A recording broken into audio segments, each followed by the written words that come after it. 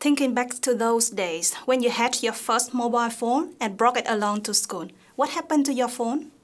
Was it confiscated during class time? Or must it be turned off or put in silent mode? Well, many educators believe that mobile phones are distracting and therefore must be banned from schools.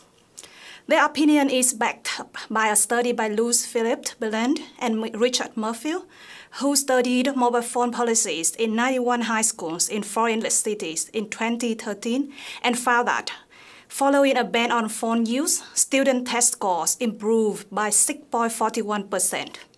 But as students, how did you feel when you could not use your phones at school? Not very pleased, right? Now, think about your future classroom. As a teacher, will you allow your students to use their phones during your class?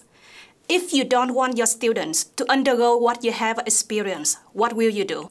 In other words, how can mobile phones be used to effectively facilitate learning rather than be an annoying, distracting factor? Let's have a look at mobile learning. As attracted by the name, one may think that it means learning using mobile devices or learning while the learners are mobile. A more balanced definition proposed by Sharps, Taylor, and Vervuller in 2006 involves both learning with portable technology and also learning in an era characterized by mobility of people and knowledge. Examples of mobile learning are when you Google for things or watch this learning video on your phone or access the course readings on your tablets. These can happen in or outside your classroom, on the bus, or before you fall asleep in your old cozy bedroom.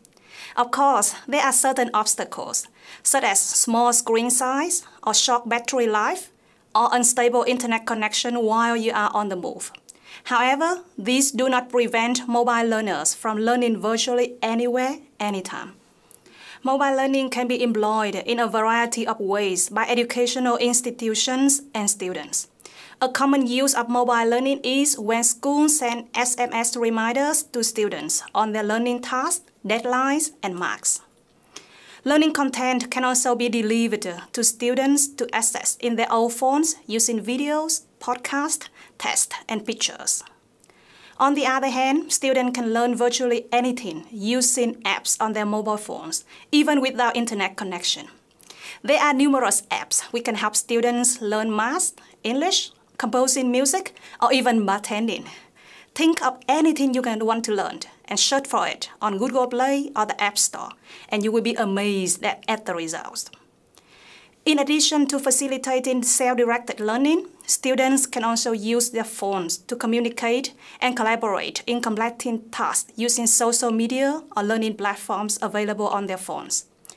As you may have noticed, most websites now will have both a normal version for viewing on computers and a mobile-friendly version which is suitable for small screens. And learning platforms like Edmodo or collaborative tools like Google Docs also have mobile apps available so that the user can learn, work, and collaborate wherever they want or need to. However, now you may ask a question. If mobile learning is so beneficial, why educators are still reluctant or discouraged from letting their students use mobile devices in their classroom?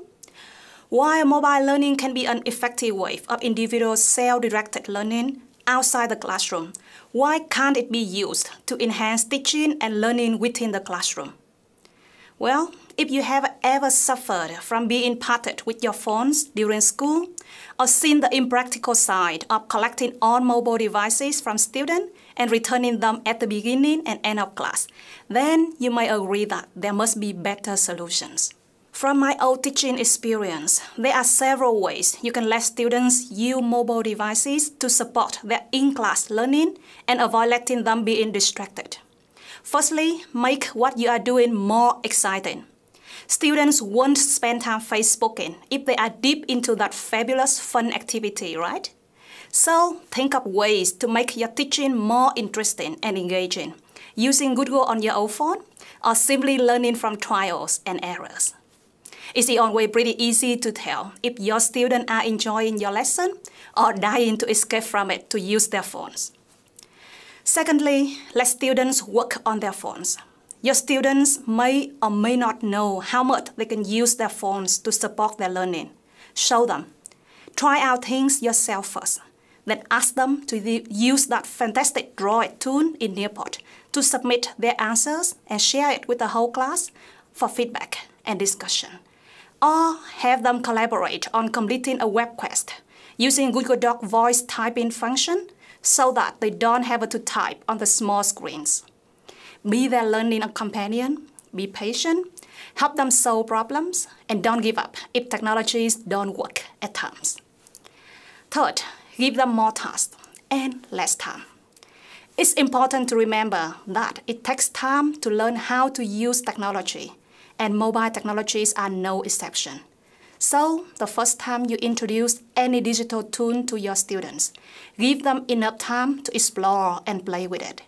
Then, when they are confident with it, you can ask them to do more things in a little bit shorter time than you will expect them to finish.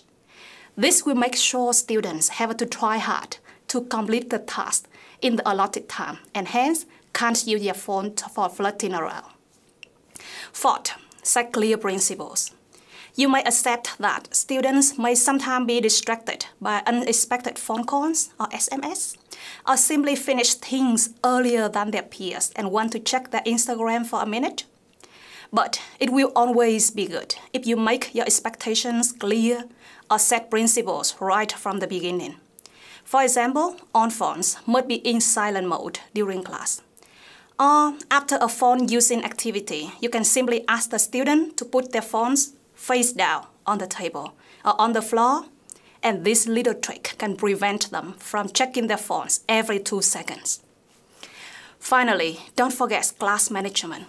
By simply walking around, standing at the back of the class, or making eye contact with students, you will be able to tell if they are using their phones for non-educational purposes or not. By now, you may have recognized you have been using your mobile phones for mobile learning so far to communicate with your communities of practice and collaborate on completing the assignments without even noticing it. I will now leave you with the evaluation of whether mobile learning and mobile technologies are effective in your context, and the decision of whether to adopt mobile learning for your own future teaching or to let your students use their phones in your classroom. Thanks for your attention and watching.